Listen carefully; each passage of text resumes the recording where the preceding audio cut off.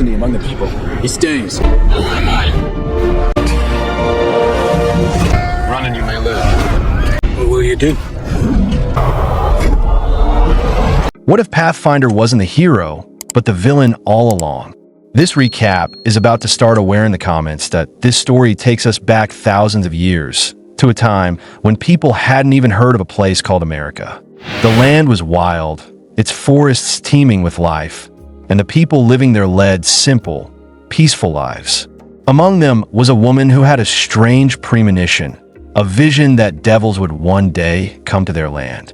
She warned her tribe, but no one believed her, dismissing her as paranoid that eventually the day she feared arrived. From the sea came the invaders, the Vikings. When a woman first saw their enormous ship, she thought it was a monster or some terrifying sea creature. Cautiously, she climbed aboard the broken vessel and was horrified to find it filled with corpses. Among the dead, she discovered a terrified child clutching a sword. Although she didn't understand what the sword meant, she felt the boy's fear and decided to take him back to her tribe, offering him comfort and care. The boy was unlike anyone the tribe had ever seen, and most of them rejected him. But the woman insisted they accept him. Reluctantly, the tribe allowed him to stay and gave him the name Kale. Life wasn't easy for Kale. He was haunted by nightmares of his brutal past. His father had been a ruthless Viking warrior, slaughtering the innocent as they landed in the New World.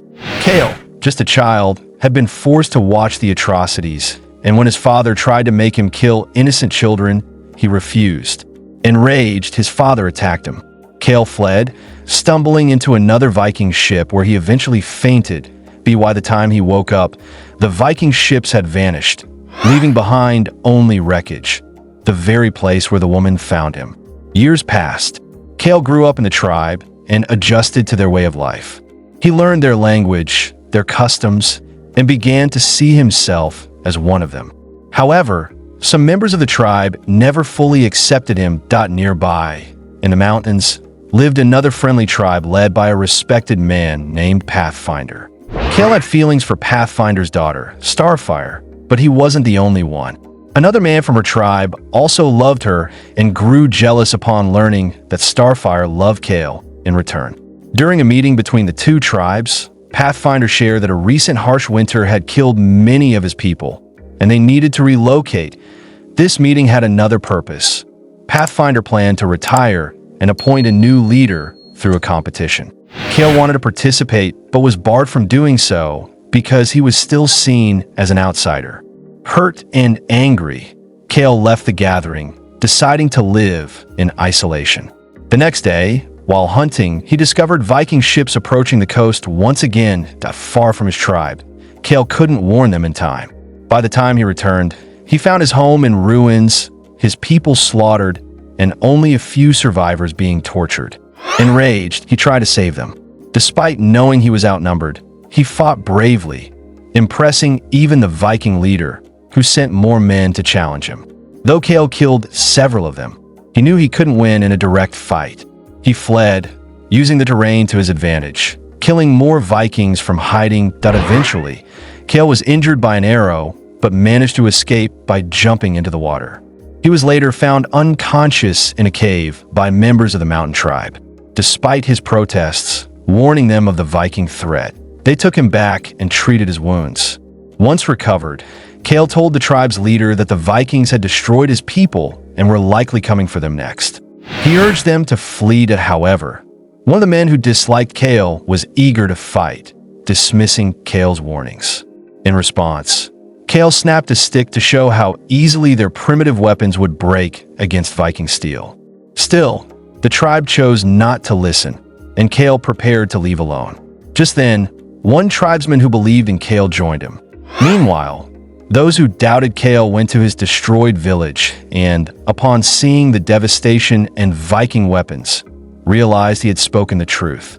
They rushed back to hide in nearby caves. Pathfinder, unwilling to hide, insisted on fighting the Vikings. His decision put Starfire in danger. She knew that without Kale's help, they stood no chance. She pleaded with him to return, and because of his love for her, Kale agreed. The tribe hid their women, children, and elders in the caves while the men prepared for battle. Kale devised a strategy of guerrilla warfare. Instead of facing the Vikings head-on, they would attack from the shadows. The plan worked at first. Many Vikings were killed in surprise ambushes. But eventually, the fighters were caught in a trap and overwhelmed. The Vikings captured the survivors, including Pathfinder, Starfire, and Cale Point. One of the Viking leaders recognized Cale and suspected he might be the son of their former commander. To force Cale's cooperation, they killed Pathfinder and threatened Starfire. With no choice, Cale pretended to join them, agreeing to guide the Vikings to the remaining tribes. Starfire was devastated, believing he had betrayed them, but Cale had a secret plan. He led the Vikings away from the hiding place, and instead took them toward the snowy mountains. When one Viking tried to harm Starfire, Cale defended her, which angered the Viking leader, but surprisingly, he didn't punish Cale. Perhaps he saw a bit of himself in the boy. Eventually, they reached an abandoned village. When asked where to go next, Cale told them to head north. Knowing the terrain, there was treacherous. The Vikings, too proud to back down, pressed on across the frozen sea. Cale, moving slowly, deliberately, led them onto fragile ice. As they advanced, the ice cracked, sending many Vikings plunging into the icy water. One Viking, tied to Starfire, tried to drag her under, but Cale dove in and saved her. They escaped to the snowy mountains. The Vikings followed, but the narrow, dangerous paths caused more casualties. As a precaution, the Viking leader ordered everyone to tie themselves together with rope. He tied himself to Starfire, hoping Cale would protect him as Starfire were endangered. As they climbed, Cale whispered in his native language for Starfire to hit him. Confused at first, she soon realized he had a plan and began striking him. The Viking leader, enraged, handed Cale a knife and ordered him to kill her. Instead, Cale cut the rope binding her to the leader and then threw a stone at the last man in the line. This caused a domino effect. The Vikings began falling off the cliff one by one. The leader managed to cut himself free just in time. Cale, still tied to the fallen Viking, also began to fall but grabbed onto a tree for support. The leader climbed above him and began throwing rocks. Cale urged Starfire to run, then let out a loud scream that triggered an avalanche, burying both himself and the leader beneath the ice. Miraculously, both survived. A fierce final battle broke out between Cale and the Viking leader. At the climax, the leader declared that he was the last of Cale's bloodline and asked if Cale would kill him. Without hesitation, Cale beheaded him. Cale had finally defeated the Vikings. Though many had perished, the remaining tribe was safe. Hidden in a cave near a lake, the survivors emerged and hailed Cale as their hero. They made him their new Pathfinder.